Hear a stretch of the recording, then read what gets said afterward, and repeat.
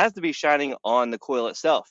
Now, I've put in many of these on coils to help keep them clean, but that's still not the best solution. The better solution, which we don't always have the luxury, is putting in a larger filter underneath that has a much higher MERV. And there is a skunk like right there in the corner.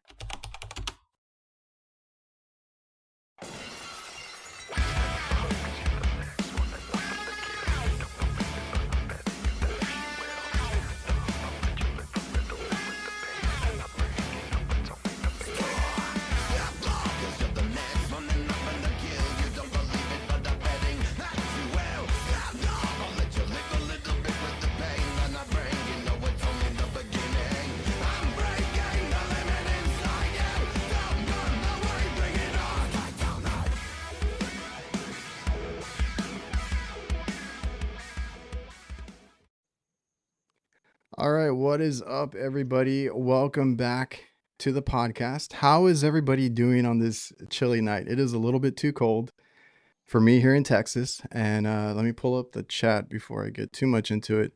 Welcome back to the show. We do have a very special guest tonight. I'm pretty excited to get this conversation started. I want to do more of this kind of content going forward. There we go.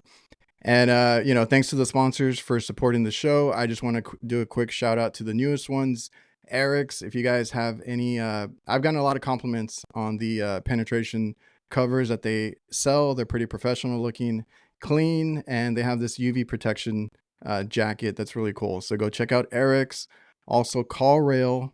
If you guys are spending any money on marketing, they kind of tell you where that money is doing well or not doing so well, kind of help you with your money there. So go check them out. And Resideo is a smart home system for a safer and cleaner home. I'll have more information down in the description, the links, everything like that. So I think everybody's already coming in. C Young, Jason, Nasty, Rudy, what is up, everybody? So yes, our special guest today is none other than Ty Branaman.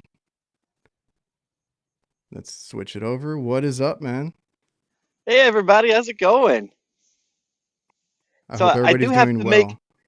a little bit of warning right ahead of time. My studio is literally a barn that I converted over, and there is a skunk like right there in the corner. So far, we've been getting along pretty good. But if you guys see me like start gagging, cut the stream because I'm gonna lose it. So You're gonna just run out. FYI, yeah. So how are you? How's everything up north? Because you're a little bit north of me, and Texas got some pretty cold weather. Yeah, we had a lack of BTUs in the air. We were coming in a Exactly. couple of weeks ago from Vegas, and we came through I-10 South going to El Paso, and there was a huge car pileup. Wrecks were everywhere. We had to go way around. Like it was a scary, scary mess. But no, we just been sitting here chilling, like literally chilling, Yep. and it's been no snow, no rain, so like we're happy. Yeah, my kids were like, "Oh, we want snow," and I was like, "No, you don't." Like, I'm okay because we had the freeze a few years ago, and I actually had to work through that, getting on rooftops and stuff because we had a lot of low ambient issues with charge and walk-in boxes and stuff. Like they were newly installed by another company, and then I was like, okay, they didn't put in the what you would call the winter charge, and I had to go around and fix a couple of those, and that was a whole headache. But thankfully, I got to stay home this year. Not too bad. Nice. I have That's a lot what of there is. maintenance coming up. With this weather, we do have that one issue. The government's looking for that weather because they're always talking about Snowden. Yeah, I I was like, I need the little drum roll thing. Uh, yeah, everybody's looking for Snowden. Snowden. I'd seen a movie on that not too long ago. Um, let's see.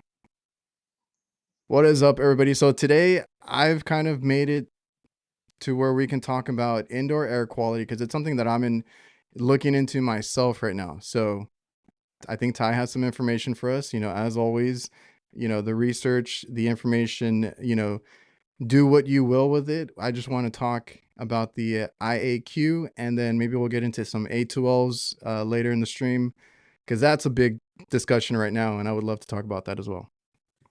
Yeah, that's been like that topic's been like on fire lately, the A2L. So You tried to put one on fire. yeah, it actually it's very disappointing. I really expected more flame than that. So, and a friend of mine has done a lot of experiments with A2Ls and trying to get it to. I would never do that. But yeah, it was quite interesting how hard it is to get it to ignite. So, just my personal experience: take the class, be safe, follow safety standards, do everything safe, be safe. Exactly. Talk to my lawyer. I did I did see a guy that tried that with an A2L refrigerant. Now it was in a I don't know if it was vacuumed or anything, but it was in like a box. And they were like, okay, the A2L doesn't light it off, but let me try the R290, and they got I think that was blew the box open. Oh yeah. It, Now this stuff, like we're from Texas, right? So R290 accessories. Oh yeah, that's my favorite refrigerant. It works just like R22, except just don't let it have access to oxygen. And yeah, it's pretty good stuff. But yeah, this stuff, we love this stuff so much we cook on it. We have it piped into our house, and we actually we burn it inside of our house for heat. How awesome is that? it's just another form of, or like a cleaner form of propane, basically. So yeah, it'll light right up. So I don't know. We might ruffle some feathers today. I want everybody in the chat to, if you guys have questions on any of this stuff, please ask tonight. Tonight is the time to ask those questions. So I just want to kind of lay I guess, the backstory here. I've been looking into indoor air quality, right? So like I have a kid who developed pet allergies. I think he has seasonal allergies too. We've been trying to combat that with medicine and different things. And just keeping the house cleaner, right? There are I think there's a way to go about indoor air quality, and I've seen I've seen the classes that Brian Orr does and these other big HVAC people that know a whole lot more than I do. So I was sent out a UV light to try out. So in that video, I did say UV is not your solution. It is not your first thing to go to. It is none of that. Some will argue that it should not be used whatsoever. So in this situation, I think we're going to go for I'm the customer. Ty is the one with the information. Let him explain to me the whole UV thing. This podcast is presented by Local. Local works tirelessly to help HVAC contractors rank higher on Google. They use an attack methodology to make sure that contractors dominate their local service areas and increase their market share and generate higher revenue. Reach out to Local at localhq.com/reliable. Mention me or the Reliable HVACR podcast, and you'll get 2 months of SEO for free. So what are your thoughts on UV lights? Well, we have a few options here. So straight, just plain UV ultraviolet light has benefits. So, for example, we have an evaporator coil. There's growth on that coil. This light shining on that coil will help prevent the growth from happening on the coil. So there's a benefit for that. And you have to also take into consideration how strong this light is. It will tear up filters. It'll tear up evaporator coil drain pans, wiring. So you have to be mindful of the things that the negative side of that. Now, here's the thing a lot of people don't know is the air is traveling so fast past this, it doesn't do anything to clean the air. So Yeah. it has to be shining on the coil itself. Now, I've put in many of these on coils to help keep them clean, but that's still not the best solution. The better solution, which we don't always have the luxury, is putting in a larger filter underneath that has a much higher MERV. So by keeping the dirt away from the coil, you have no food for the growth to grow on, and you don't have to worry about a UV light in the first place. Now, it's not sometimes you just can't put in a big enough filter. And then you have people saying, well, a thick filter is going to cause airflow restrictions. Larger size. Sometimes it's thicker filter with a higher pleats. Sometimes it's literally a transition under the unit to have room to put a big enough filter in to have without causing pressure drop, keeping the velocity low across the filter. So, like while filtration is the proper answer, a UV light underside of the coil, is acceptable in some applications. It's an option. It's an option for like because like you said, that was my whole thing is I was told about, or you see it a lot, that it is treating the air as it passes by, and I understand that's uh a selling point for them that they can just tell you. But in all actuality, I've considered that too. Like the air moving across is going a little bit too fast for it to even do anything, because it's basically whatever it shines onto. So like you said, Correct. the most effective thing there is like if you shine it directly on the coil. Now I think it has to be a certain distance from it to even do anything as well. That's Um, correct.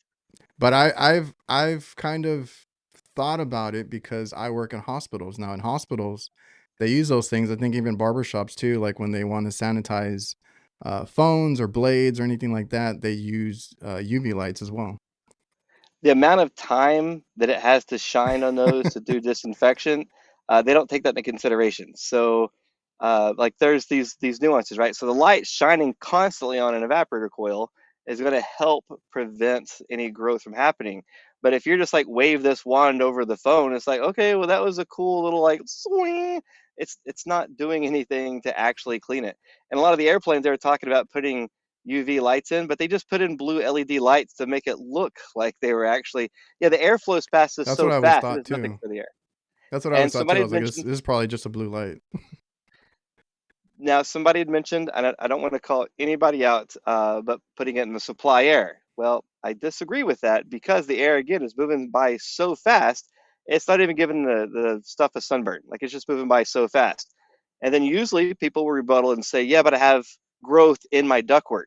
Well, if you have growth in your ductwork, you have a bigger It problem. Your problem is before you ever got to the supplier side. We have airflow issues, we got moisture issues, we got something we got to solve, and the light's not fixing that. So that's, in the supply side is not where this thing is going to do us any good. Yeah, because when I went up, now like I said, I'm the customer, but I'm also like an HVAC tech. I'm doing an experiment to see if it even does anything. So that's my whole thing. Like, put it in for a week. I do have I know it's not like a super high tech one, but I have the Atmo tube. I've seen Tim use it. It's a little indoor air quality monitor. I asked Tim Now, like, does it work? And he's like, it does okay. So I understand it's not gonna give me all the readings accurately as like a high-end device, but that's my whole thing: experimenting, testing it, see what I see, and see if it makes a difference. I I am all for testing. I have three different types of air monitors in my house, and I monitor what's happening just for scientific purposes more than anything. But if you're Yeah. monitoring CO2, particulate matter, volatile organic compounds, and ideally formaldehydes, so if you're monitoring air, you can see what's happening. So when you're cooking, you get to see what happens to the air Hmm. quality. So that monitoring is important. And some people made some points here. They talk about putting in things like ionized hydrogen peroxides. These things are advertised to go in the supply air, and the idea is that you're putting out hydrogen peroxide that's just going to go out, and they're just going to look for bad stuff and attack the bad stuff. So these are not what we, these are different from our UV lights, different technology. So this one gets a little bit of a big lift, right? So we're gonna go. It's in the comments. So we're gonna talk about it. I'm not mentioning any brand names. Yeah. These companies have so much money, and they sue people like for fun. Like anybody that says anything about their brand, they will just absolutely sue them. Any third party people, they have so much power, they crush them. So I'm being very careful not to say any names or show any brands at all Sure. for that reason, because I literally live in a barn and my studio is in a barn. So like, I don't want to take my barn. So, um, anyway, so when we talk about hydrogen peroxide, when I grew up, we learned that we get cut, you put hydrogen peroxide in there. Now Yeah. we know not to do that. They don't do that anymore because they've learned that the hydrogen peroxide not only kills the bad cells, it kills also the good cells as well. It's a chemical Wait, reaction, I didn't which actually slows know that. healing. Yeah. So now it's bad? Not bad. It's a great disinfectant, but they don't want to use it on cuts because it slows the healing process down. which makes the wound stay open Oh, longer, which means you're more susceptible to okay. having I need to an go tell infection. my family that I've never done that. I don't I clean it, but usually I'm at work and I'm like handling refrigerants and oils and like all this stuff. And it's like, oh, okay, just, cover it up, keep it clean. So I was never one that put that stuff on cuts, but like my whole family does. So I might go back with a So little information. yeah, now you know, and you can look all this stuff up. Look it up, but look it up from, recognized sources, not a product selling something, if you know what I mean. Oh So yeah, do now your we know that research. yeah, hydrogen peroxide for cuts, we understand now. Like a lot of us didn't know, but now we know. Now we got to think about if we're putting in hydrogen peroxide or any chemical into the air, and these chemicals react with organic compounds, whether it be a growth or a virus or whatever they want to advertise, it's going to react and have a chemical reaction. Those chemicals don't disappear, they're still there. They just make into something else. So if we're going to put something into the air that's going to go out and attack the bad stuff, it's not looking just, it's like, oh, that's a human cell, we're not going to attack that. It's attacking any organic compounds, including what's inside of our lungs, the soft tissue around our noses, around our eyes. And some people have had some adverse reaction, actually ended up in the hospital. It's fairly rare, but it has happened. So when you're putting out this chemical to clean the air, you have to think of other side effects. Jason Johnson mentioned O3 was bad. O3 is literally smog. That's what it is. It's a very powerful or cleaning compound. So if you put it in a room, it will kill the smells. Also, the rubbers, organic stuff. Your body, when you breathe it in, it's a irritant to people who have COPD or asthma. So hydrogen peroxide is also an oxidant. It's a different chemical compound than O3, so they get away saying, hey, it's not ozone, but you're still putting a chemical into the air that's, you have to decide, hey, is it killing only bad stuff or is it just having a chemical reaction? The other thing, you have that chemical reaction, you have byproducts. Nothing goes away. You still have those chemicals reacting with other stuff, and they turn back into VOCs, formaldehydes, and H2O, water vapor. So you can actually destroy some growth, possibly, but then it's going to leave water behind to speed up the growth for the rest of it. And then you have these violent organic compounds. Your house is like a soup of chemicals, and you're adding more chemicals to it, trying to clean it. You could actually make the air much worse. And for like healthy people, probably never notice it, but people that are sensitive to it, it can be a very big issue. So like in my just to I'm gonna kind of interject here a few times, but like the research that I was trying to do, and again, I'm looking at this as a customer because I do know HVAC obviously, but not this in depth. I do more refrigeration stuff, but so when I was looking for a product, I was like, okay, what's ozone free? What is not gonna be as harmful? Doesn't make byproducts, and I understand that when I talk to somebody about this, they're trying to sell me something. Like I completely I'm aware of that. I understand that, and just like Megan says right here, some of them do produce like an ozone that makes you sick, and it affects certain people and it doesn't affect others. So there's differences in how these things affect certain people, whether it's like the ozone or, like you said, any byproducts that come through. Um, that's all different. Ozone is like that. I think I heard Brian or somebody describe it as like when it rains outside, that kind of smell that you get out there, or something Lightning. like that. When the lightning strikes across the sky, it's Hmm. creating ozone, which ideally most of it goes in the atmosphere, but some of it stays down low. And some cities will have ozone alerts to when that level gets too high. They have the warnings, and you can actually buy an ozone monitor to see what those ozone levels are. But yeah, when you it's lightning striking, and that's that smell, and it's not clean air that you're smelling. It's the ozone attacking your receptors in your nose. That's what it is. It's not that you're smelling fresh air. Oh, I never liked it. It's literally breaking down your nose. I also want to thank DIVERSITECH. They simplify your work. They have everything a contractor needs to complete a job. That goes from equipment mounting, condensate, management, tools, maintenance chemicals, electrical components, indoor air quality, and much more. They have different branches under the same umbrella. More than likely, you're already using some of their products or tools. So go check out diversitech.com, and it's your one-stop shop for everything HVAC. It depends on what you're trying to battle.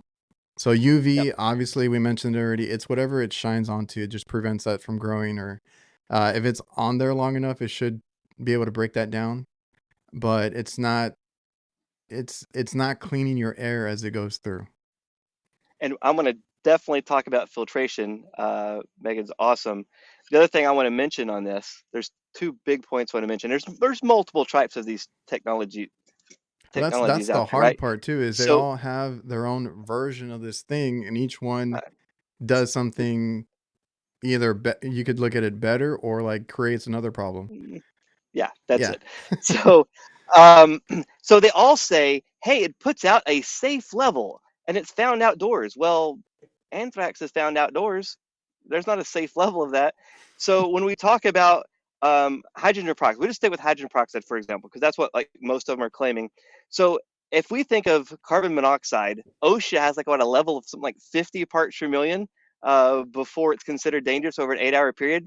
All right, if you're talking about vapor, carbon dioxide vapor in the air, not the liquid, vapor in the air, 1 part per million over an 8-hour period is considered too much. So we're talking about putting in something that's more powerful than carbon dioxide, and then they say it's a safe level.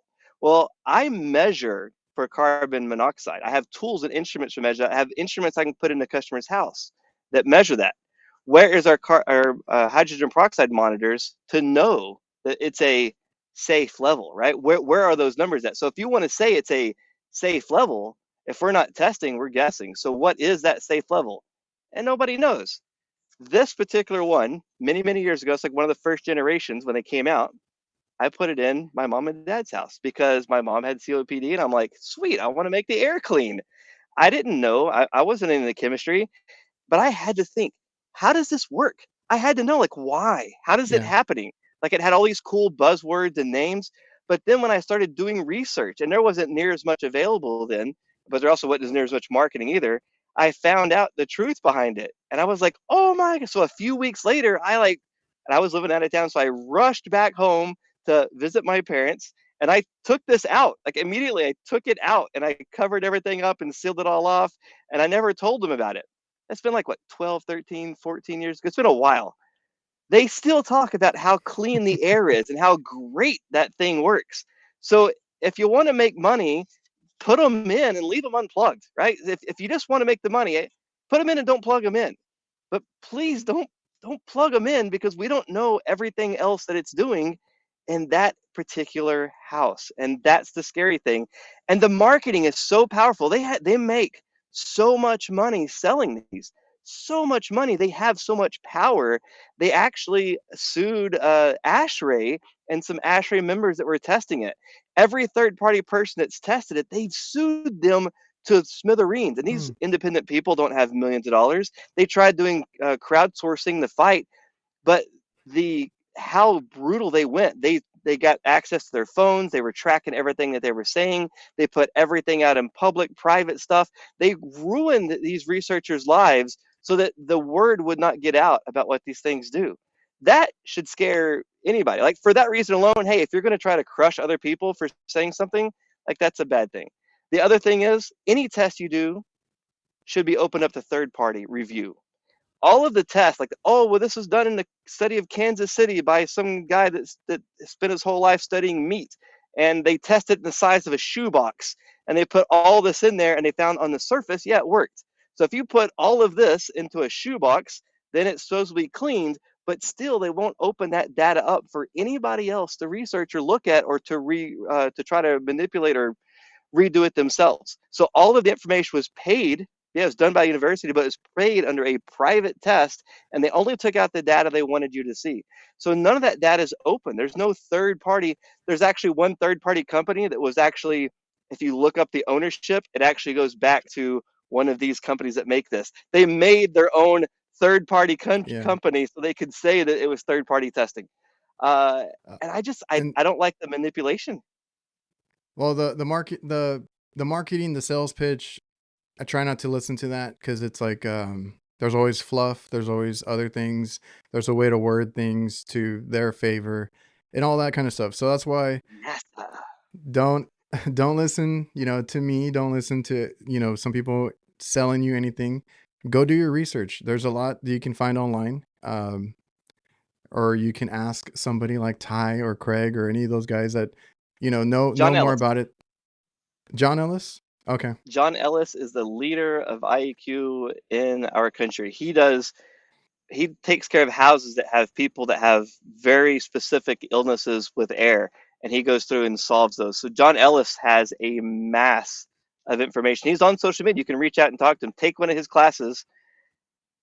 But there's a lot. There's so much more that we got to go into Because, it. So like, no, I was just going to really quick going through the comments. Like, recirculation is another thing that I just started using on like any new thermostat. I've always been like, what is this feature on like when I would install thermostats at like these businesses? Like, what is this recirculation feature, right? So Aaron in the chat is making a point like if it does enough passes on the UV light, you can clean the air. But my whole point I wanted to tell people was the recirculation option, even on a filter, I think helps a lot to get that air moving and get it filtered and get it through anything that you have in your system. Um, because stagnant air is also, to me, it's a bad thing as well. We deal with that a lot on the commercial side and stuff like that. So recirculation option is a good way to clean your air. so that's a great point about the recirculation. When it comes down to indoor air quality, it comes down to source control. If you have growth, find out what the source of that was, where the moisture is coming from. First, address the source of that, or if it's dirt or dust, or like find out what the source is and try to address that. For example, some houses leak really bad. You can do blower door tests. You can seal the house. If there's things you can do to address the source. If it's chemicals, get the chemicals out of the house. Put them in the garage. So source control is number one. Also, then you have filtration. You want to filter particles out of the air. This is like the cheapest, best indoor air quality thing you can buy. It's like the Corsi Rosenthal cube or the other one. I can't remember all the names of this, but it's really just a cube of air filters and a box fan on it. And people say, why don't you just use one filter? It has it with pressure drop. If you put all Yeah, these filters around it, you want the air moving slowly through this to really filter it. Ideally, you'd put a HEPA filter in, but you want the air moving slow. On our air conditioners, usually our filters are undersized as it is. They put the same size filter that fits under the unit. That's usually too small as it is. So the air is moving by so fast, we don't that's get my these issue. ultra fine particles. See, So, that's my like, my issue. Oh, I'm sorry. If you no, go ahead. Oh, because when I was talking with the other guys on nights, like the whole thing with me is like this is an older house. Uh, I came into it later, like I just got into it a few years ago. The main axis is in the garage. Our AC unit is on way on the other side. It's a long house, so for me to walk over there, uh, if I were to put a bigger filter, now the way that it's laid out, we change our filter in the ceiling, right in the grill, and I only have a 1 inch you know, part there. So a 1 inch filter goes in. I try to get the best filter that I can without restricting it. Like I, said before, my son has allergies, so I try to make sure we filter it as much as we can. And it's made a big difference trying to clean up around the pets, make sure we vacuum, keep a clean house. There is that. Um, but I know a lot of people like to put, like you said, the bigger filters, if I can find a way to put one in, I'd probably have to move the AC unit or something, the indoor unit, to be able to put one. But then you mentioned that the cube there.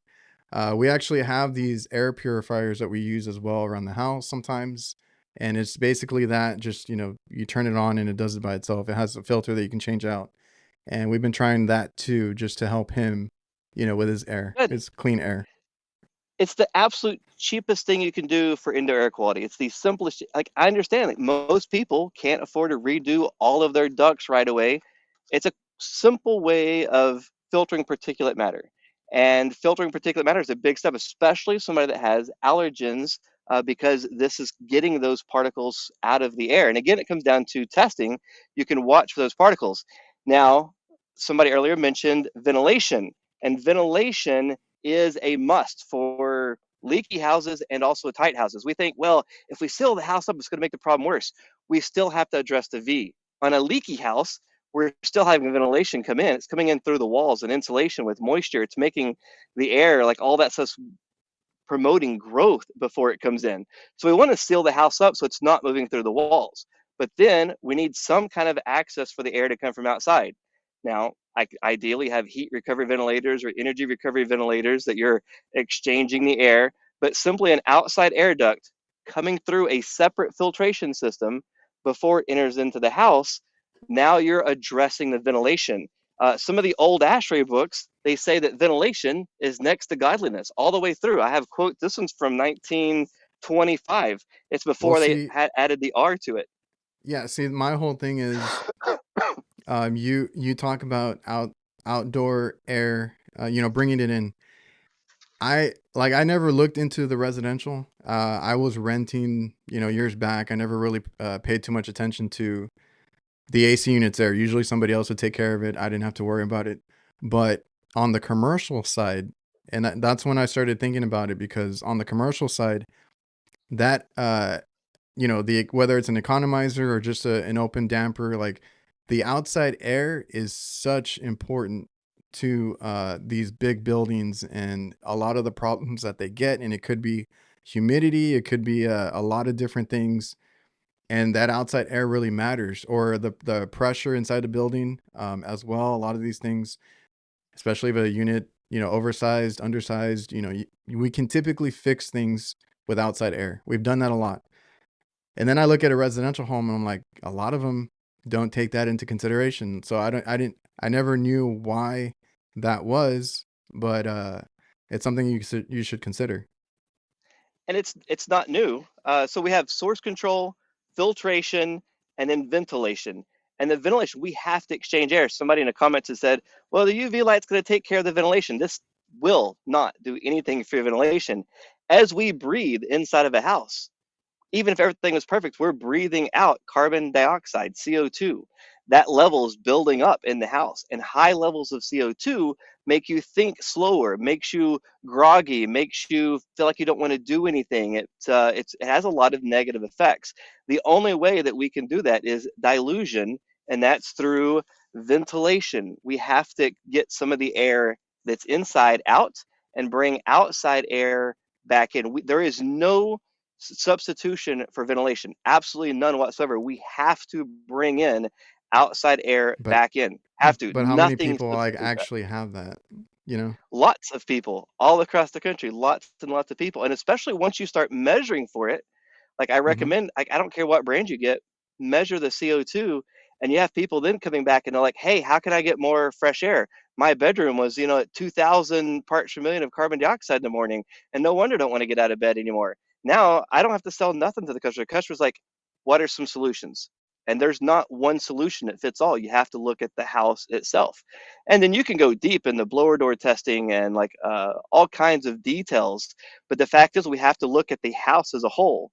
No light, there's no magical light that just makes the air clean. Because if we did that, we could just put it in the tailpipes of all the cars and all the smokestacks and just make the air clean. It would be great. It'd be awesome. It's like what's that poo be gone from the movie Envy? Where does it go? It just be gone. And then they realize, oh, chemistry. It doesn't, nothing disappears. This will not do anything for carbon dioxide. It won't do anything for carbon monoxide. It won't do anything for particulate matter, VOCs. It won't do anything for formaldehyde. And in some cases, it can help promote that. Ventilation. We have to have ventilation.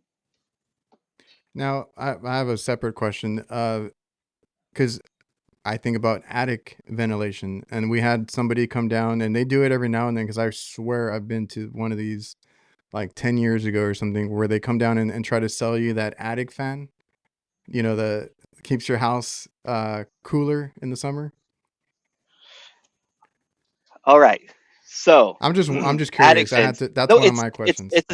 it's a great question. It's a separate topic. It's unrelated to air quality or A2Ls. But all right. So I used to also believe that. I used to put in powered fans because I thought I was making the attic cooler and making the house more efficient.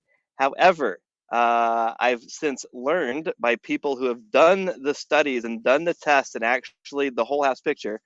I'm not promoting nothing. Hmm. This guy's awesome. His name is Dr. Allison Bales. He studies building science. He works in the field. He does everything he does, he tests.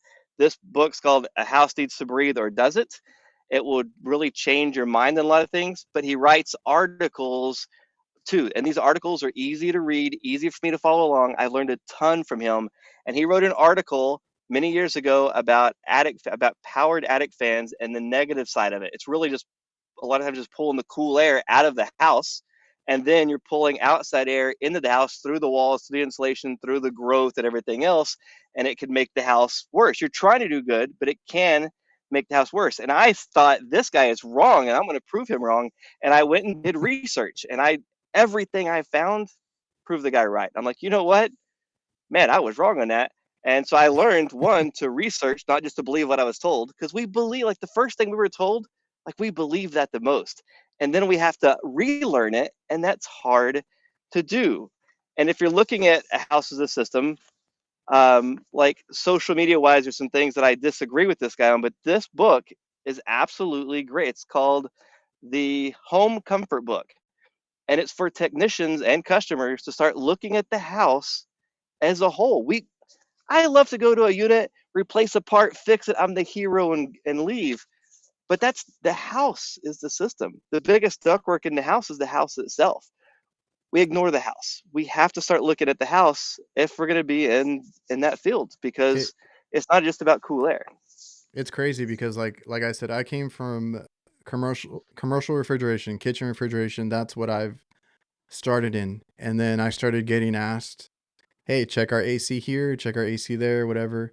So, like you said, you can't just go in there and change a part and be the hero all the time, because a lot of these scenarios, a lot of these calls that we get, there's usually a lot more to it. A leaking whatever, leaking duct. Uh, why am I not getting enough air? Why is it not, like, the unit's running fine, but it's not cooling, or you don't feel cool inside?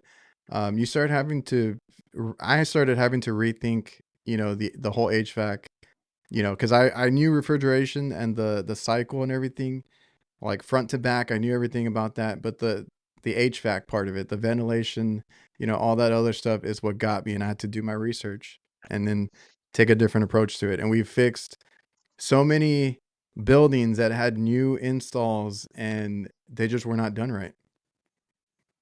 So you mentioned about commercial buildings having ventilation, and residential, a lot of residential buildings don't have ventilation. And it really comes down to, commercial buildings are all sealed up. You can't open windows in them. So they have to force in mechanical ventilation. They don't mandate mechanical ventilation for most residential. They do in some parts of the country, because most windows are made to open. So according to code, well, if the customer wants fresh air, they can just open the windows. Now, throughout time, we've changed. People don't open windows anymore. Security issues, like, the dust outside, and honestly, you're not doing anything to filter the air coming in. So Yeah. we've had it to where code allows people to make the choice, but on the other hand, we've forgotten about the ventilation. And the ventilation, all the way back from, say, 1925, this is back when it was just heating, ventilation was a huge part of the discussion of the buildings. So whether you mechanically open a window and then put filters in, or you put a duct from outside in, or you go the full route to where you have a energy recovery ventilator. So you're sending in, say in the summertime, you're sending outside cool air. You're using that air to pre-cool the air coming in, so you're not losing as much energy. So you've pre-cooled that air, you filter it, it comes back into the house.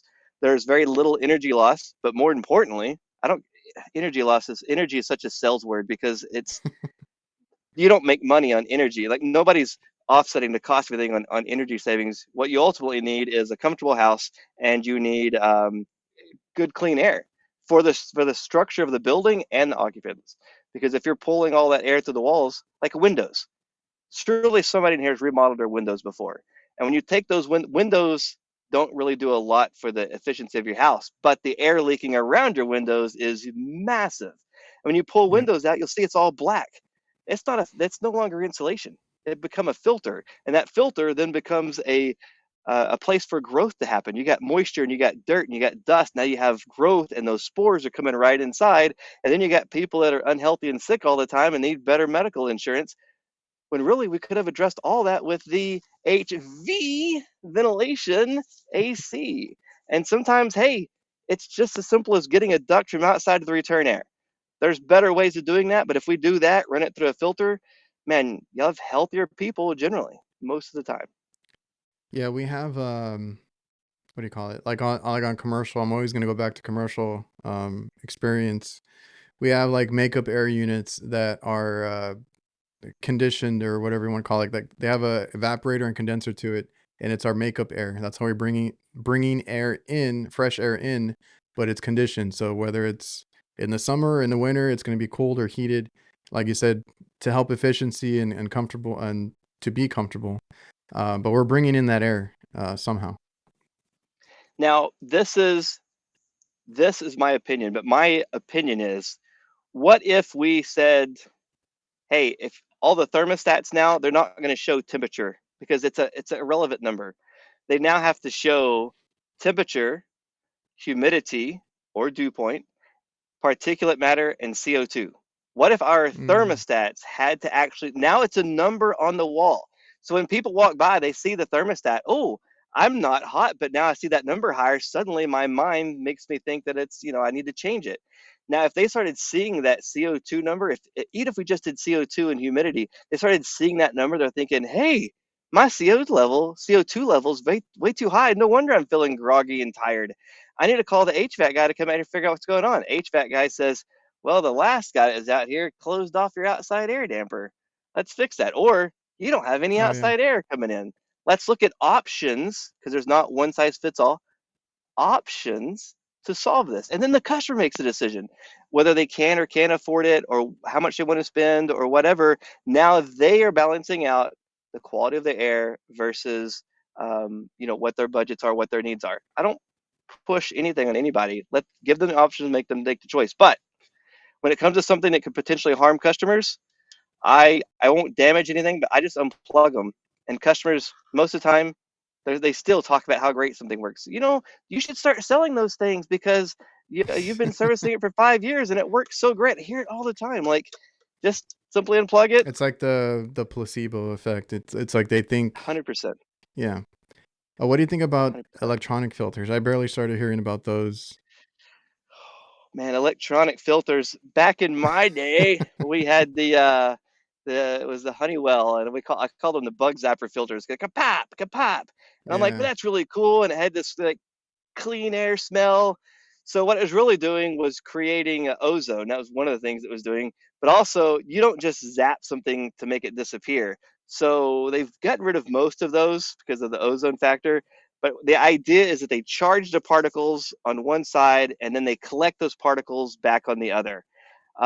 Which, like, maybe, but really let's look at the thing of, let's slow the air down. More filter area, more particulate matter is going to be much more beneficial. Now, talking about ionization, there That are was gonna some be my next studies out question. there that suggest that ionizing the particles, the idea, it doesn't do anything to make the air cleaner, but it supposedly makes molecules stick together, and that sticks to your floors, your walls, and sticks into the filter. Now, which is fine, right? Because you just have to dust more often or vacuum more often, because I know people do that, and then change the filter more often. That's fine. The worry about that is there's potential, and there's some studies out there suggesting that those particles will now also stick into your lung tissue when you breathe them in because they're charged, and then your lung tissue absorbs those particles in, and now they end up a part of your body. So I'm not a scientist on that. I haven't studied that, but that's a legitimate concern. So it comes back to me of like, hey, instead of making new stuff that we can sell and trick people with, let's worry about ventilation, right? Let's worry about source control, and filtration.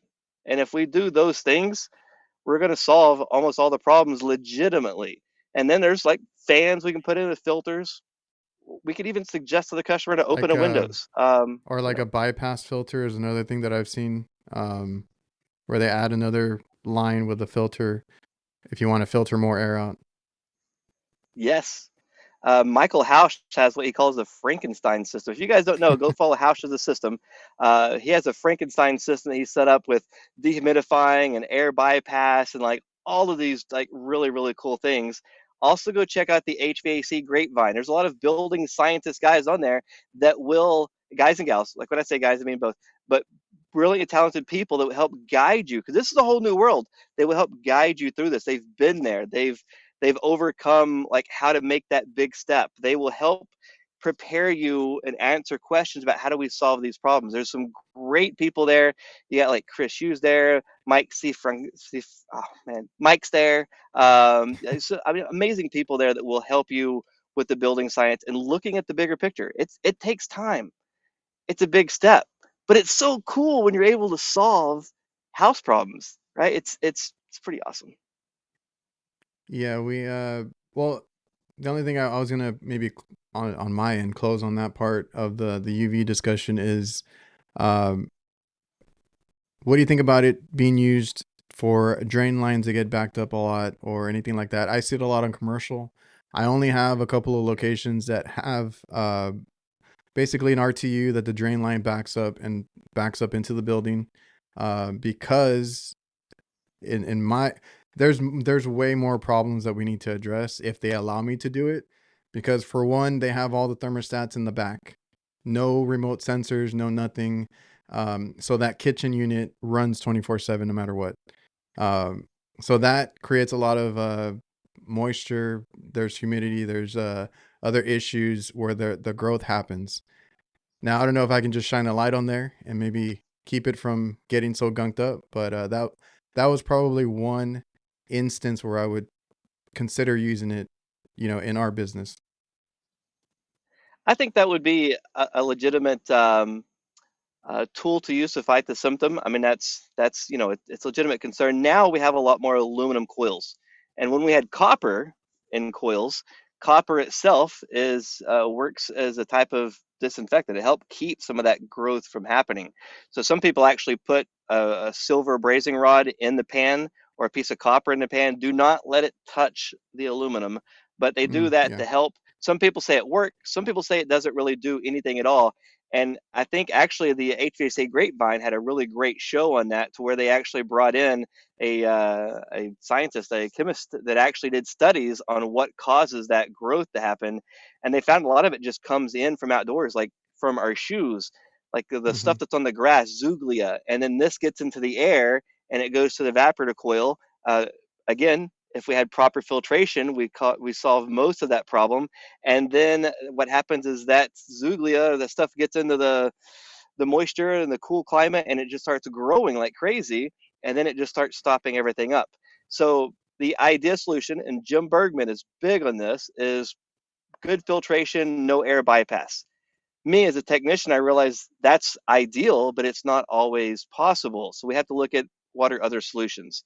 I know that Mike has been doing work with, oh man, it's high side chemicals. They make some kind of a product that you can put on the drain. It helps fight that. I can't remember what the name of it is. I'm sure he'll chime in.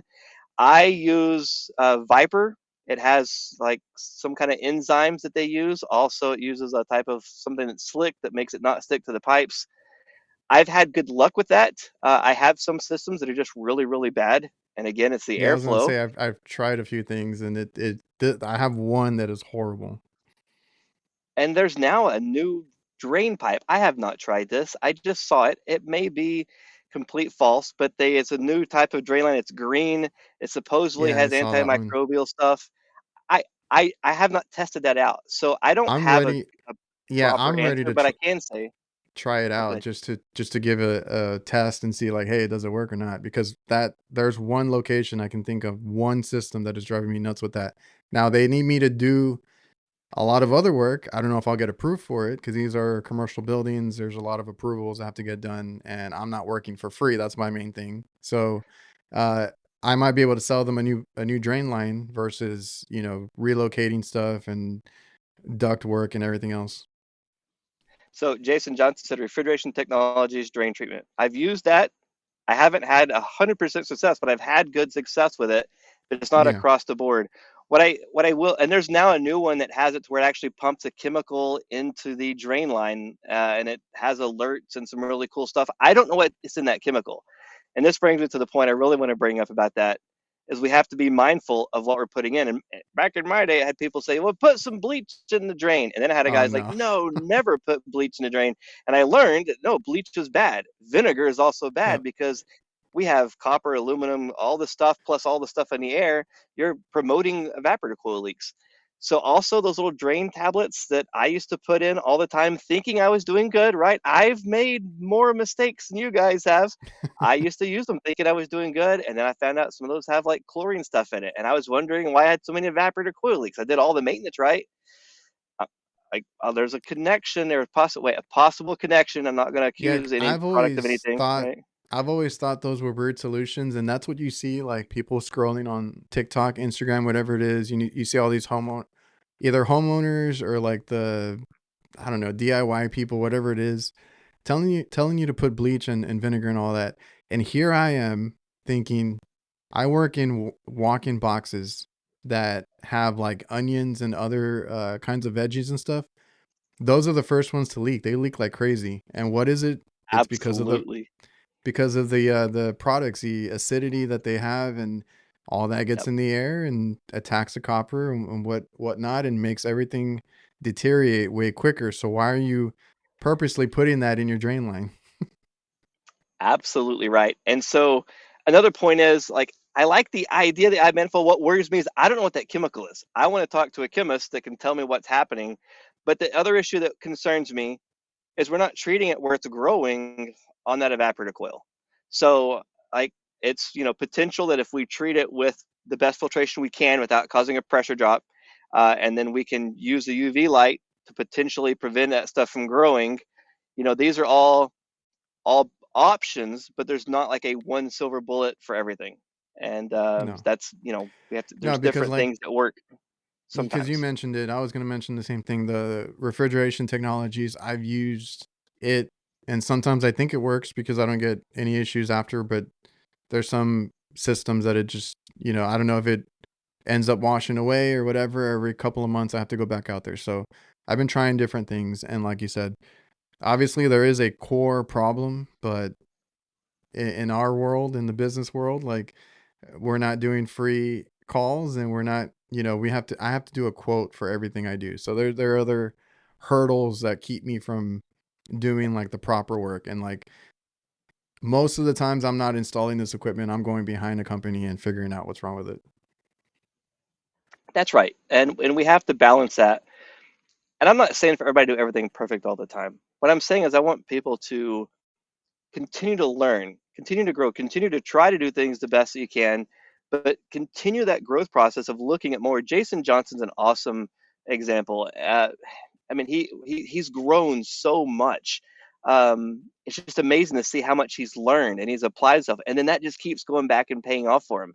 Sure, you can do the minimum. I have people in every video I do. There's somebody like, you don't need to do that. I'm like, you don't have to wipe your butt either, but it's a good idea. Like, you know, you can be a stinky, shitty tech if you want. It's okay.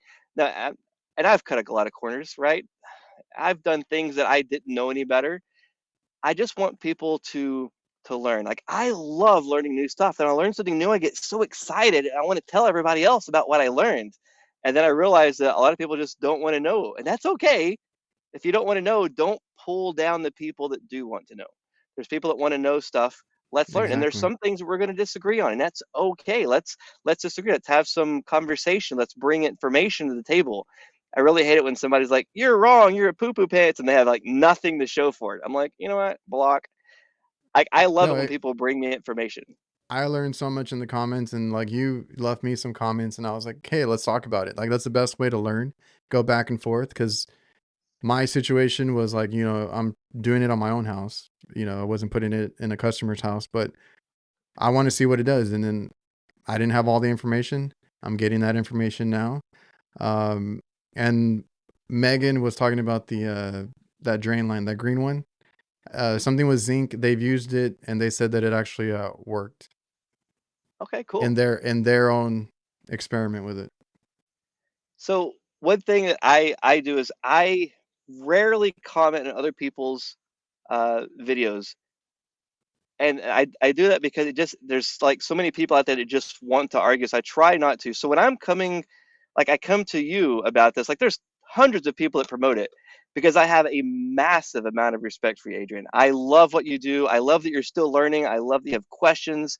You do. work in my own state. You do it on a very hot and tough climate.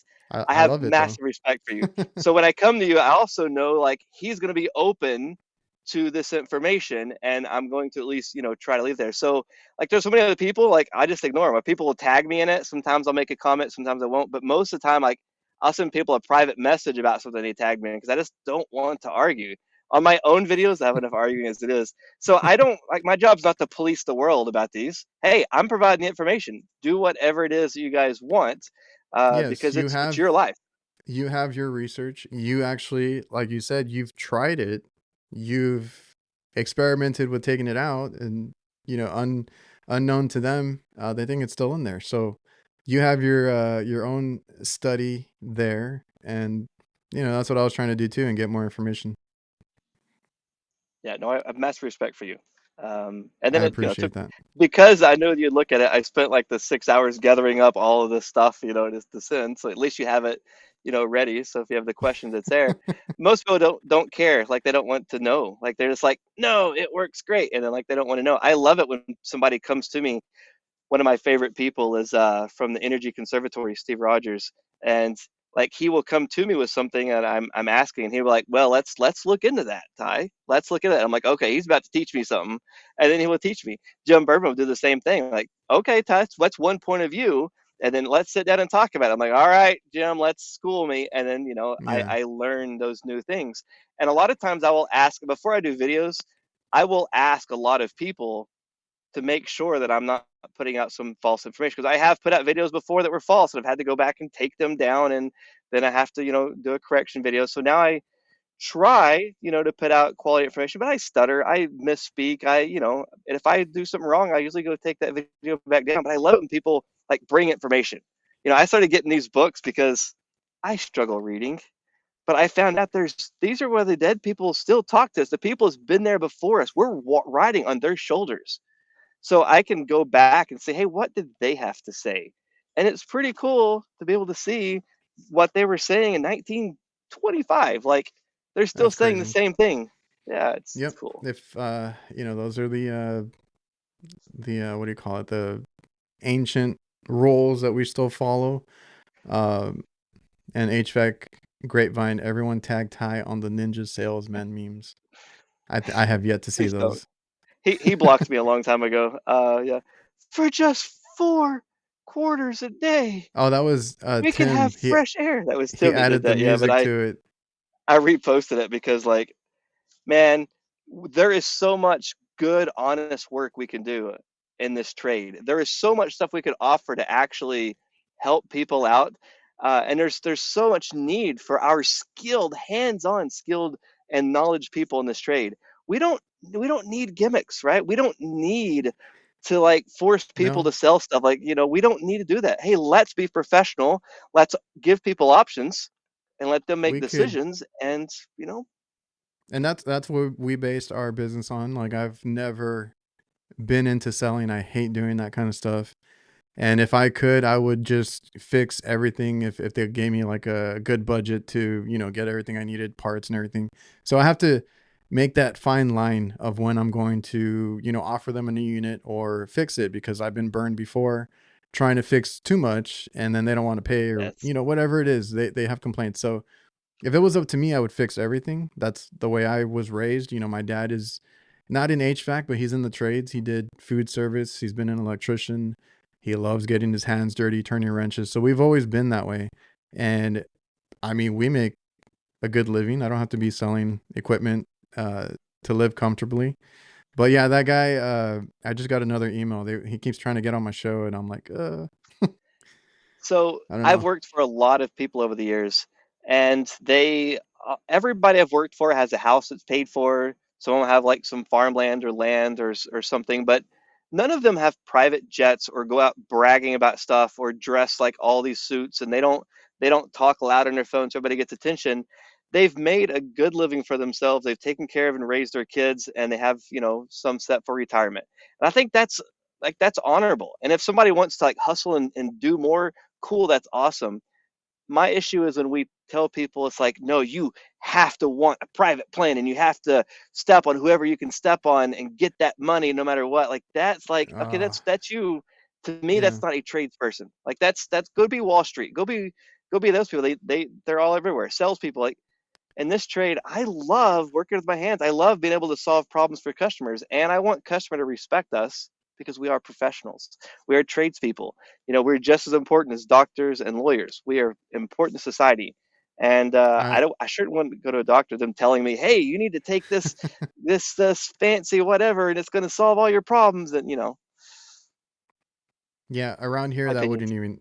that wouldn't even fly because they'll just call another company. Somebody will do it cheaper. That's always the thing here. And I let them. But My job is not to be the cheapest person. I want to be oh known no, as one of the best. And sometimes I hey, look, I'm gonna do this band-aid. I do not recommend, like, it's not gonna last, but I will do this to help you out. And they may or may not use me when it comes time to replace the equipment, but at least I've done everything that I feel comfortable with doing. And I'm still gonna charge what I charge. My soft spot is elderly people on a fixed income. That's my soft spot. I will Gosh, I've spent a lot of time trying to get people back online and help those people out. But like they've been here before us. They've been through the struggles, and that's my personal soft spot. But other than that, like I think, yeah, we should get paid a good wage. We shouldn't have to sell every little gimmick that we can to get a good wage. My no. opinion. What is Ty teaching at the symposium in Orlando?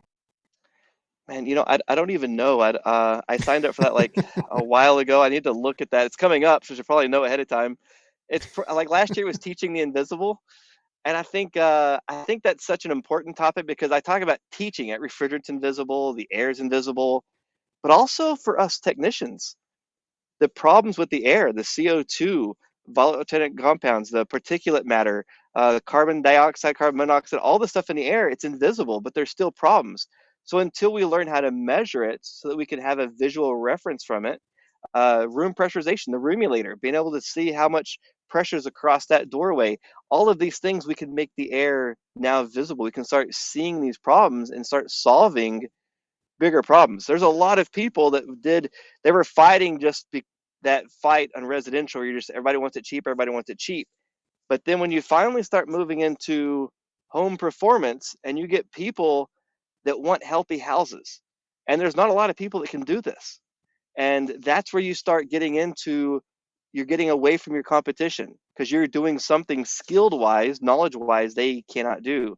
And that's why I like now I am going to warn you when you get into the building science stuff, a lot of these people are really great, amazing people. A lot of them also have egos. I've had egos before too. I still do from time to time, but they will sometimes like you have to do everything right or not at all. So you like that's why I say these two books are a great way to start, and then get into those groups because they will start helping you and guiding you. But it is overwhelming. But it's cool when you start fixing house problems. It's awesome. Actual, yeah, solving actual Yeah. problems. Um, well, I wanted to kind of move over to A2Ls really quick. Uh, Okay. so that is a big talk, and in my opinion, sometimes a marketing scheme for certain things. But what's your thought on A2Ls? Is there going to be? I feel like there's not much of a difference procedure wise. You just have to be aware that it's slightly more flammable as you've tested. I think you've already shown that it's not really a big deal to worry about.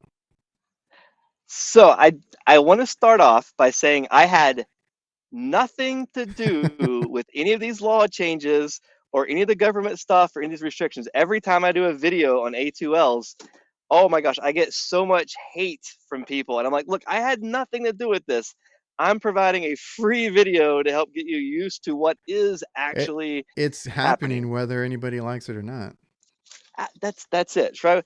So R32, for example, the new R32, I can't afford 454B. It's like twice the price.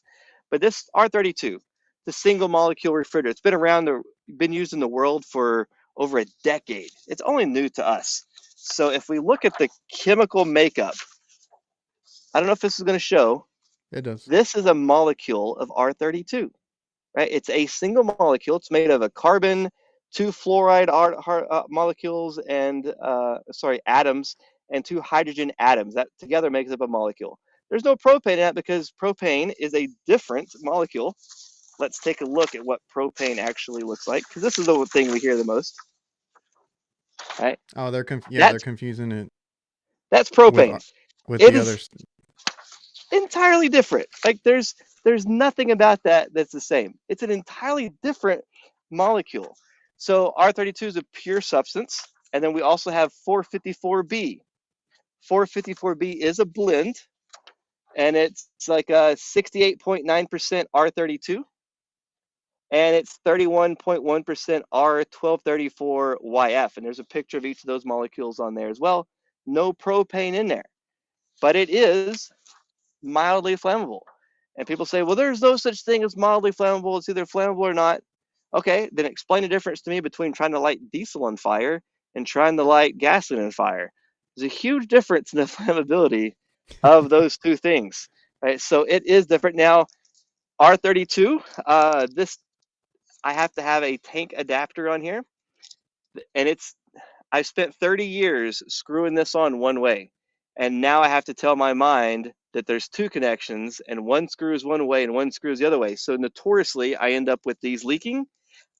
The Yeah. hose adapters are like $9, but I recommend buying the hose. Navac sells it with reverse threads on the hose. The reason is because it's only one connection you have to turn. Because when I tighten this one, I'm loosening the other one. If I tighten the other one, I loosen this one. And my mind of doing this for 30 years Oh isn't yeah. liking the new Well, like, thing I'm trying to tell it to do. is there even a good reason for that other than mild flammability? And I've talked to so many people about that, and they said because flammable substances have reverse threads, like acetylene has reverse threads, propane I think has reverse. So they just kept in with that, and I don't know that that was a good decision at all. I don't know if any of this was a good decision at all. It's just what we have to work with. That's what they did. I mean, you're So not going to be yeah, able to use R32 as your acetylene in your torches or anything like that. So I figured they're different. Like, you don't have to do that, but it's an extra thing to sell you in my mind.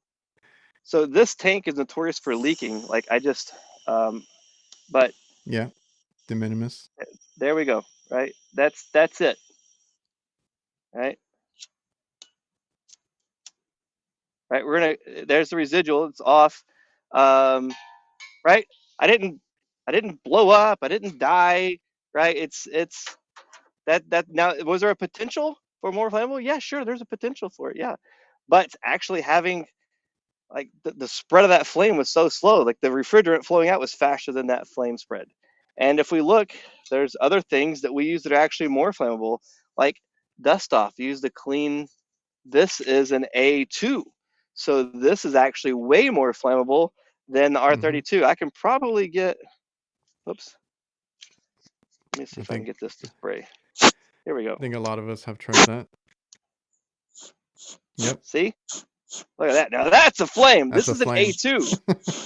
Now that, and once I take the flame away, it will usually try to stay, well, even that doesn't stay lit on its own. Yeah. That's an A2. This is an A2L. Mildly flammable, right? Still some risk. We need to flow nitrogen while we're brazing. We were supposed to do that anyways. It's not a new thing. Well, that's why I Now you're said going to do procedures it. don't change. Yes. So, yeah, flow nitrogen. And then, like, there's safety protocols that you're supposed to do. Like, oh man, like, there's a whole list. Now, They're not the going to class, explode. Jason Obzut, he wrote the book on it.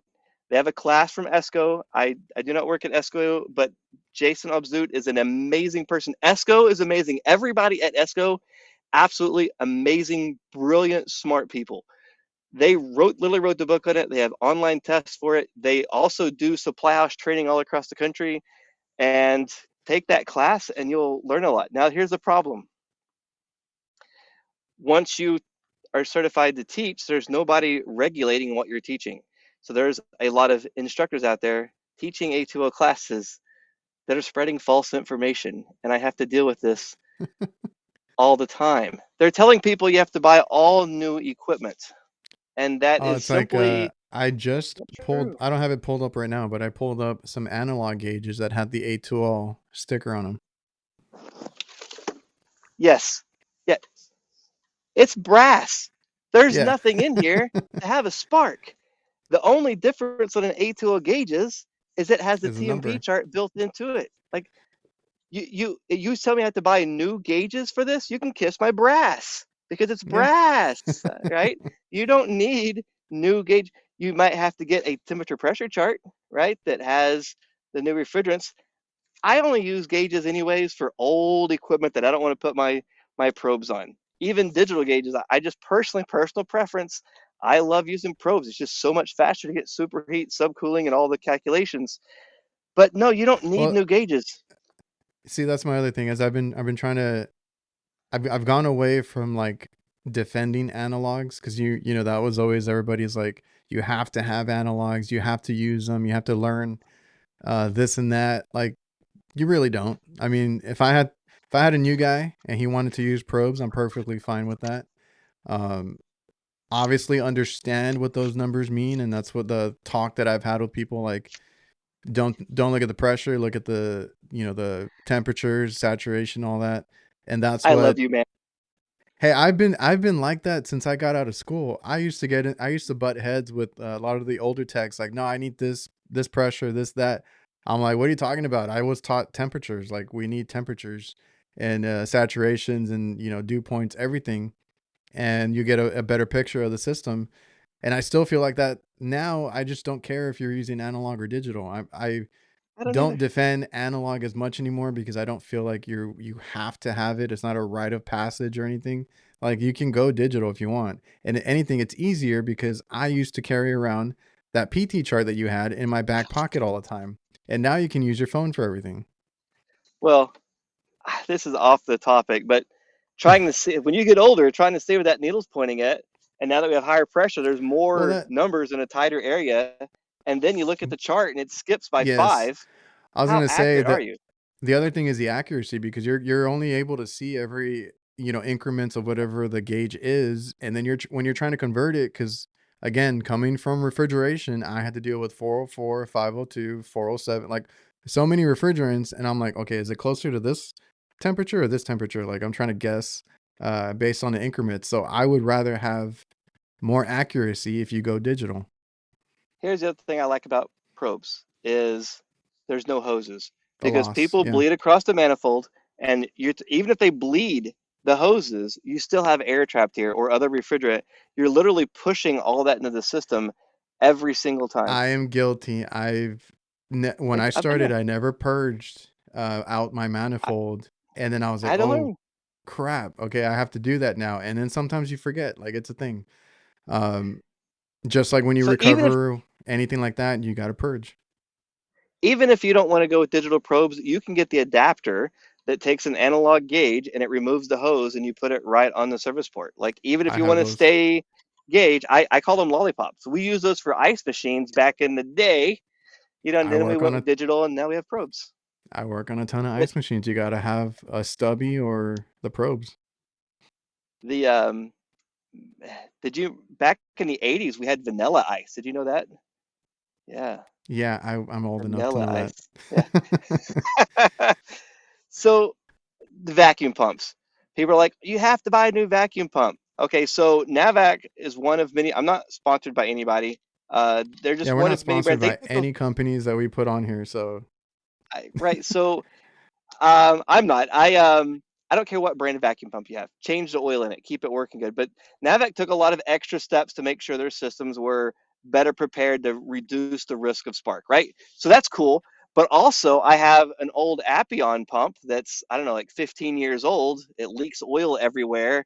I don't use it much anymore. But they put out a bulletin saying that that old pump will still work with A2Ls because the risk is so low. They tested it. There's a lot of manufacturers that have recertified or tested to say their old vacuum pumps are still safe. And a lot of them have the same exact sticker on an older model and a new model. They just put the sticker on there. Now, some manufacturers, there's one in particular, I'm not going to call them out. It's just two initials. But that brand, I can't find anything that they recertified their existing pumps. So they have the same model number pump, but then they changed the switch and they said now it's A2L safe.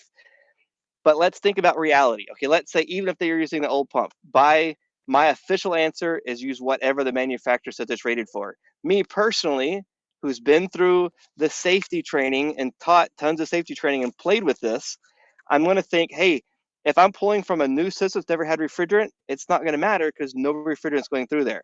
If I'm pulling from a compressor that's had refrigerant in it, when you pull the vacuum, you're going to boil that oil out of the compressor, and that refrigerant will go through your vacuum pump and out the port, which is why I like to also have a hose so I can run that vent outside if I'm in an enclosed mechanical room. Most people work outside, so if you have a good breeze, plenty of air open, it's unlikely that you're going to have an issue. For me, I'm not worried about using even a 40-year-old vacuum pump on A2Ls, but that's my personal thing. I recommend you doing whatever the manufacturer said and make sure they're approved for that refrigerant, if you know what I mean. Yeah, and I talked to the other guys, and Kurt was like, I have an old pump that I'm still going to use whenever we change over. Like, it's good to know, and it's good to be caught up on everything changing, all the new laws and everything. But like, it's not the craziest difference. And I know people get confused with it being like propane based and all that. That Mm, is, that's different, I deal with that. That is R290. That is R600. I deal with that. You're not going to see that in a house. unless it's a refrigerator. Oh, that's right. Yeah. I keep forgetting that we've always had that. It's in your refrigerator. Oops, there we go. Boom. There we go. 600. Yep. R600. Yep. R600A. The lowercase a means it's oh gosh, I just evaded me. It's they just modified the R600 to change the chemical up a little bit, but it's butane. So R600A is Yeah. isobutane. It's an isotope, and then R290 is just pure filtered refrigerant grade propane. But this, you definitely need to take steps for this. I've worked on entire full systems that were charged with R290 before. I wasn't scared about it, but I had to follow every safety precaution to a T. Like there's no cutting corners. If we actually went straight to R290, we would have techs doing better work because for their own safety. Yeah. Like you work with it, I work with it. Like it's if Hmm. you follow the safety protocols as the professionals trained that we are, it's okay. Follow the safety. Yep. Take a class and try to take one by Jason because he's like freaking amazing. He reads everything that comes from the EPA, like 700-page documents, puts it into a one-page document and sends it to me where I can understand what the heck it is they're talking about. Like I do not have that skill set. I cannot do that. So he makes everything a whole lot easier to follow and learn. And that's it's Ryan, the HVAC Learning Network at ESCO Institute. Ryan's asking if we should be using non-invasive approaches, which is like with the temperature clamps and trying not to hook up to the system. So if those who don't know me, I love MeasureQuick. I think MeasureQuick's an incredible program. And now rumor has it, well, first off, you can use it for free and you can use screenshots. But rumor Oh, has I it is heard. that they're opening up a subscription model now because everybody's complaining about having to buy the $5 thing. So now they have a subscription model. I heard. I don't know. I haven't checked it myself. But for me personally, I want to check it the first time hooking up the gauges, and I want to check everything that system's doing.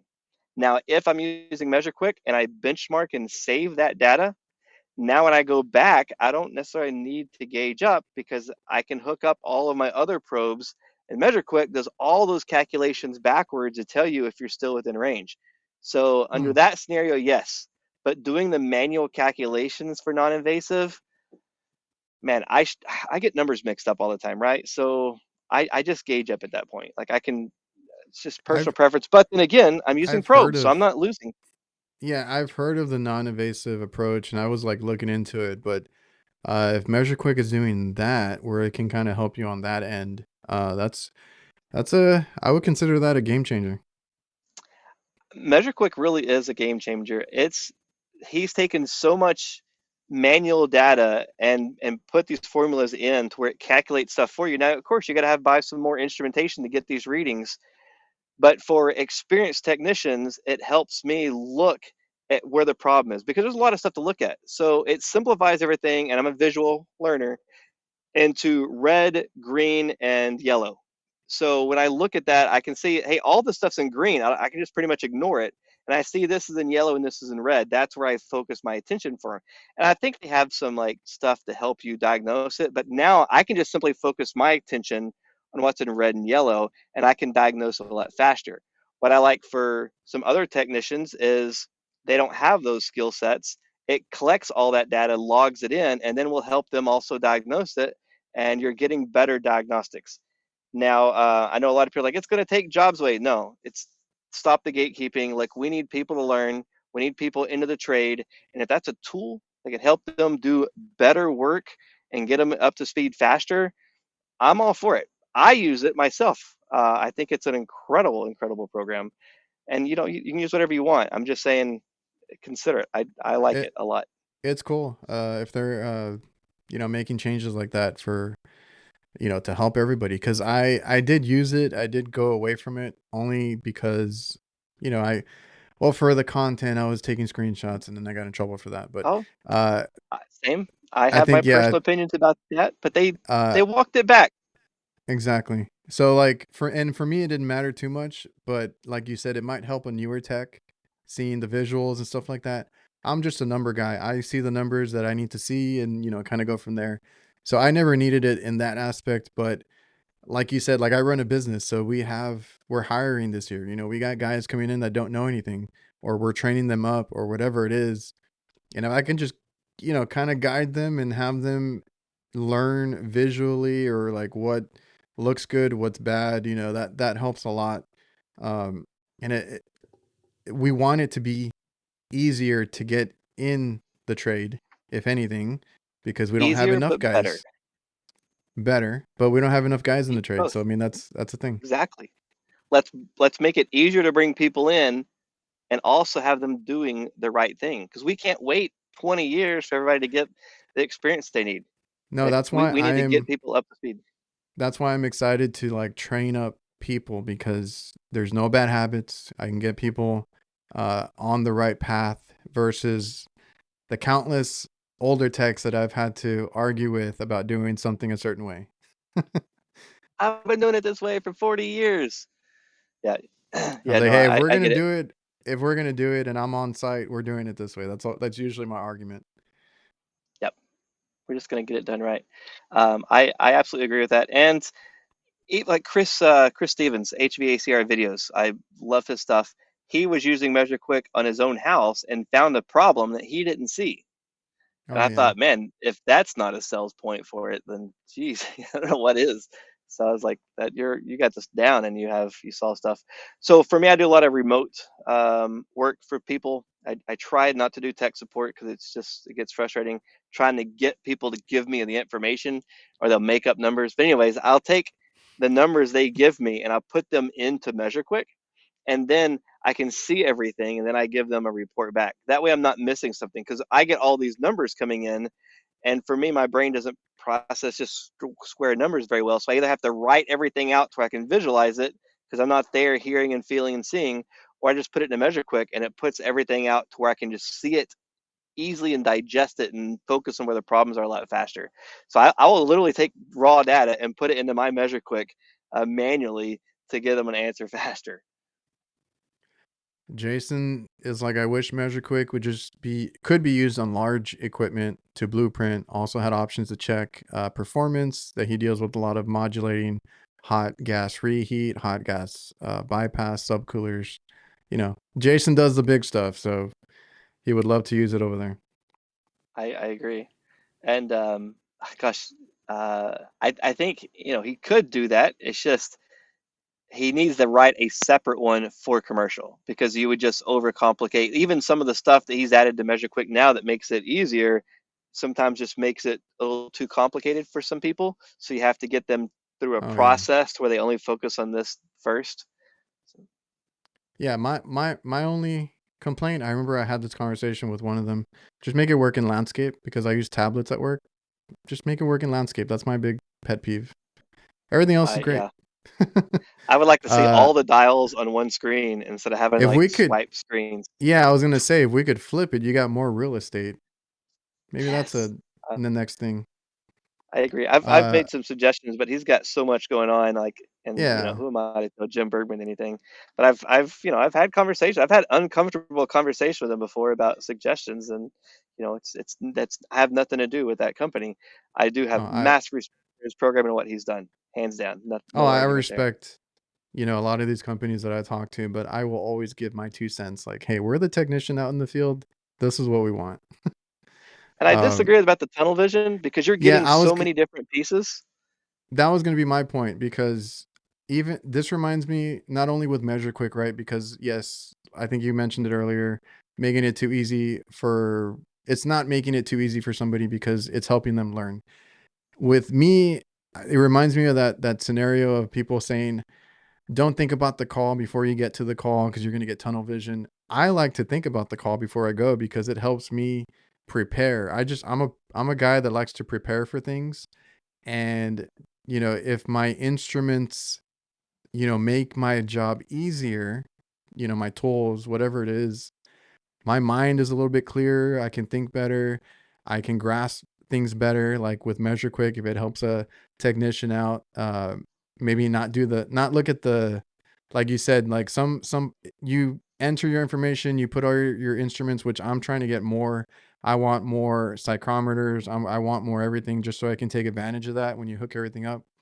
So like the more you can see and the more check marks you get, you can Absolutely. focus on the bad parts. And that's just Well, instead of wasting your time. I worked for a major compressor manufacturer and I learned how important the discharge line temperature was. And so Measure Quick monitors that discharge line. Now, you don't have to do it every time, but being able to take the fan off and have wireless probes where we can put it in there, put the fan back on and run it. I mean, it's a very important number that we can use for a lot of things. And that's a topic for another day. But first, Uh, does anybody else have yeah, any A2L questions before we get on another rabbit hole? Because there is one yeah. more I was point I gonna want to say make. It's not. a lot of these, little tidbits we've had could be rabbit holes themselves. But yeah, if anybody has any questions for A2Ls, we can continue with that. So Yeah, this is 134. 134A. Everybody's familiar with that. And then here's your replacement for it. It's 1234YF. So it's also a single molecule. It's non-ozone depleting, which sounds awesome. It's non-ozone depleting and no global warming potential. This makes up 31% of R454B.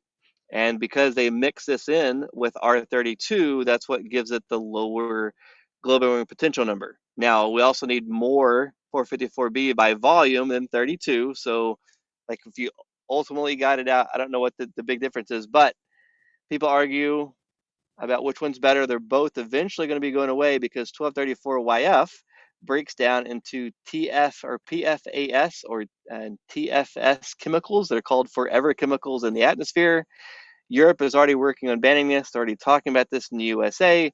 So eventually it's going to be an issue. And then also we have R32, which has a high global warming potential that Europe is already moving away from. So eventually we're going to be changing again.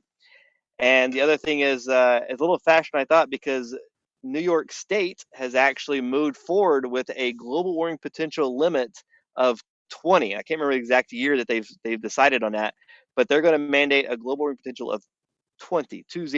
So that pretty much ensures you're going to either be using CO2 or propane for new systems in New York by that time. So it's going to be interesting to see what happens nationwide, because just because one state's doing it doesn't mean it'll be nationwide, but Yeah, because one state did it before is why we ended up part of why we ended up here. So there's going to be changes again. I'm not happy at the changes, but the thing is, I don't make any of these rules, and it doesn't help getting mad about it. Fight before it happens, but once it happens, like, it's temperature and pressure. Take the pressure, convert it to a saturated temperature, and then calculate superheat. We need to measure the superheat going into the compressor to make sure it's not too low, so we're not flooding it back, and then make sure it's not too high, so we're not burning it up, and then make sure that we have enough superheat so that we're cooling the evaporator coil, and then make sure pressure is high enough where it's not freezing. So temperature converted to a pressure, pressure converted to a temperature, and we're going to be changing refrigerants again and again, who knows how many more times. And I yeah, see a note on there Which bring one? back R12. So, fun fact, like I don't want to talk about, I don't care who anybody votes for. I don't, I voted independent, so it didn't matter. R30, like all this change over to R32 and 454B, that is part of the AIM Act, signed by Congress, bipartisan, and it was signed into law by President Trump in December of 2020. So, like right and left, both sides made this change happen. So, regardless of who you vote for or prefer or like, both sides are in on to make this happen. So it's unlikely that we're going to go back. Yeah, we're Um, not going back. so Um, so that's, you know, so for what it's then, worth. because we had that argument on nights about which one would be better, because everyone's going, you know, be either R32 or for 454. They're probably both just going to be phased out around the same time anyway, because Yep. I think we were talking about the number, the GWP, all that, like they're different, but eventually they're both going to be bad. There's no way around it. Exactly. It's a stepping stone before we get to something that's actually going to be flammable. I had a It's really good just question. it's just me that I already have so many damn refrigerants. I'm gonna have to carry two more, but that's just me doing both That is a worry. refrigeration. Yeah, both doing both commercial refrigeration and HVAC. So There's companies selling R22 in these cans now, and there's companies that are working on making 410A in yes, these cans. So, no, like, they do have they're them. I seen addressing that. the It's going to DIY be more channels do that. expensive, but like the idea of being able to stock more refrigerants in a van, like I don't know. I'm not happy about that either. The question is not being able to top systems off. So Oh yeah, the A2L they want sensors. you to fix leaks anyways, but the sensor, like you have to have a pretty good size leak before you build up enough volume in that evaporator coil to set off that sensor. So if you have a leak big enough to set that sensor off, it's going to be a leak that you're going to need to fix anyways. Small leaks, like over time, like it's unlikely that you're going to have, you could still potentially top them off, although it's still best to fix leaks. But it takes a pretty decent sized leak to fill that cavity for it to trip. And then here's the cool thing is once it senses refrigerant, it shuts the unit off, shuts the furnace off, runs the fan, clears it out, and then it goes into a test mode and it waits 5 minutes and it says, Mm. hey, if there's not a leak in 5 minutes, most of them will go back into operation. So it's not that it's like locking it out forever. It'll go through its clearing mode, and like every manufacturer could be do what they want, but most of them have just agreed that, hey, we'll clear it and then we'll wait 5 minutes. If there's no alarm, we're going back into operation. It's So kind of like for that what it's worth. your safety switch on the drain lines. Like you got to fix whatever's causing it, or it's gonna trip again. Like there's no way around it. Right. And Grapevine mentioned about the grid view. I had to download it Oh again. yeah, So you can get a grid view and get some more information, but I like the aesthetics of the old school I like the gauges. dials. Like, The little, it's just yeah, little nostalgia, dials make right? it worth it. Yeah. So Or cars have dials. It's make the dials in landscape. Oh, someone else asked if we would need locking caps going forward. well, Do we still we need had locking locking caps? caps. They were code back in 2012. So unless you had like a locked gate, everything's supposed to have, unless it's like a locked gate or on a roof, you're supposed to have locking caps anyways. Now, I'm not saying I like locking. I don't like locking caps. I don't like them. I'm just saying code. It's been in the code for a very long You're time. supposed to. What you do is on you. But as far as code goes, yeah, we should, as professionals, already have all those keys anyways. I know it's another pain. We should have those. I know there's methods out there of breaking those, but hey, just get the key, right? Like if a customer paid for locking caps, I don't feel like I should break their system, but that's just me. Megan asked, manufacturers that are using 454 are telling her that the GWP limit would be moved to either 500 or 600 by 2027. Um, So I, every manufacturer hates Daikin. And so they keep telling people like it's going to be moved down just above 454B to cut out. I tell you, that's not going to happen. If they moved it to force out one refrigerant and not the other, It'd be You would both. have like major lawsuits. Yeah. Also, the other thing is they're not going to move it just a few hundred points. They're going to move it a big way. It's like it's going to be down to like 150. So when they move it again, it's going to be moved where they move both. Here's the other cool thing. If we actually think R32, it takes less R32 for the same amount of capacity of cooling than it takes for 454B. About, from what I've heard, I haven't ran the numbers, but about 30%. It takes about 30% less R32 than it does with 454B. 454B is like 29 point whatever or 28 point whatever percent 1234 YF. Whoops. So really, if you remove the 123, like if you actually did it by volume, it looks to me like they have pretty well the same global warming potential Oh by yeah. volume, because you need more 454B for the same amount of cooling as you would need for the R32. So if we look at it by that molecule leaking out, but if you look at it for actual volume, I mean, it's just a numbers game at that point. And here's my opinion. My opinion only. You're welcome to disagree with my opinion. My opinion is, hey, let's be concerned about the environment. But what if we had manufacturers that made coils that didn't leak all the time and the refrigerant didn't leak out into the air? And what if we actually enforced our existing laws that said don't vent refrigerant, don't openly vent refrigerant, like you make efforts to put it into a recovery tank and send it back? If we didn't have refrigerant into the atmosphere, it's not an environmental issue. But that's just my personal opinion.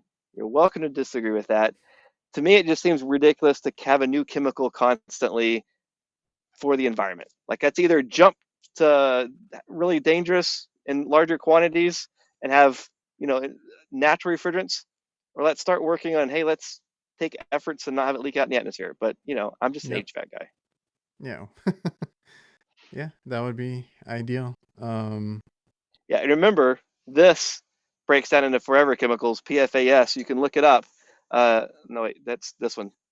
1230, nope, this one, sorry. 1234 YF breaks into forever Uh-huh. chemicals, PFAS. So, even if you remove, even if that was true about they're only going to move it down just enough to cut one refrigerant out, this is going to be forever chemicals that get into the water and cancer issues. So, you know, there's, it's a matter of time before it's going away, both of them. It's just, Well, yeah, it just, like I said, we had that argument, and I was like, well, I mean, honestly, if anything, they're probably phase both out just to get you on the next one. yep. So much cheaper. This is so much cheaper. Daikin said, hey, anybody can I make hadn't this. looked. And then Honeywell patented 454B, and they have an agreement with Chemours to make, and it's expensive. Has anybody bought 1234 YF? I can literally buy R12 for cheaper than I can buy 1234 YF. Like, this I stuff is never expensive. Like, I it's never even got to that. I think I was still putting 134 in my last vehicle, but I haven't bought the new ones. I'm still working with 404 and 410 over here.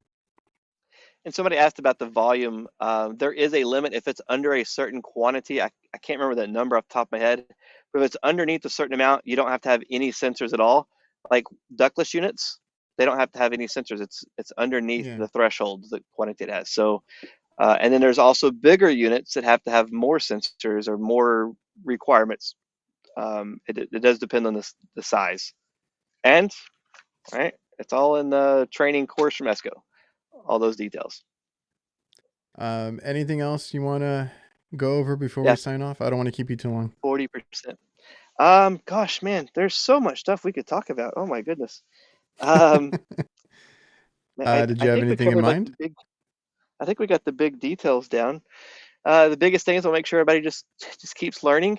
And just because you were told something by somebody that you care about, um, doesn't mean that it's the right way. Like, learn that, look stuff up. I've started looking up things that I believe to be true and found out some of them are and some of them are not.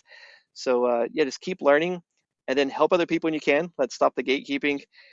And then most likely somebody out there, you're a mentor to somebody else, even if you don't know it. Somebody's probably watching you. So That's um, the crazy part. And what, like, on your points, like, yeah, whether I watch, you, Craig, Brian, or whoever it is, I still go down a rabbit hole and research and fact check everybody. And that's, the more you know about something, the more confident you can be about, what it is that you're talking about, and the whole mentor thing that you brought up, like us being online, even just showing our work, like someone else is like, watching and they want to do whatever you're doing, or they base their decisions on your opinion. So be careful with that. I always try to be super transparent with what I'm doing. I'm not trying to push anything on anybody. It's all my, experiments and what I would use at work. So, that's an important one too. Make sure you stay a honest, good technician online, and don't try and sell people anything. I love it when people ask questions and not just out going, "You're an idiot." Like, people have questions or want to like, actually conversate Yeah, like about HVAC. Like, I love that. I actually want to talk when somebody like leaves a comment about something. I'm like, okay, let's talk about it. I want to know more. Oh, thank you. I can't believe it's already, wow. Time went by fast. It felt like it was like It's 30 getting minutes. late. Yeah. So thanks again, man. Everybody Thank you. watching and listening, I appreciate you guys, and thanks for tuning in.